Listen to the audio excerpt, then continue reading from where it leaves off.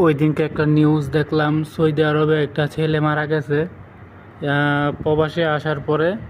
যে খাইয়া না খাইয়া বাড়িতে টাকা পাঠাইছে, দিন দিন খাইতে না খাইতে না পাইয়া মনে করেন ওই ওই পোলাটা মারা গেছে। ঠিক ওই পরিবারগুলা বোঝা উচিত যে প্রবাসী যারা আসে তাদের বেশি চাপ দেওয়া উচিত না। কিছু কিছু প্রবাসী আছে স্ট্রোক করে মারা যায়, কিছু কিছু প্রবাসী আছে ওই যন্ত্রণা সহ্য করতে না পাইরা সুইসাইড করে মারা যায়।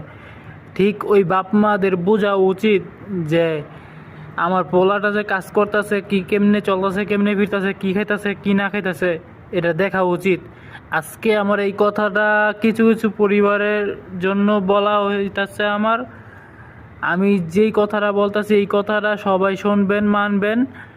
আমি চাই যে কোনো প্রবাসীর মৃত্যু না হোক, কোনো প্রবাসীর চাপ দেওয়া না হোক। আশা করি কথাটা মানবেন, শুনবেন। ভিডিওটা বেশি বেশি করে শেয়ার করে দিবেন। আমার ইউটিউব চ্যানেলটা সাবস্ক্রাইব করে দিবেন। আসসালামু আলাইকুম।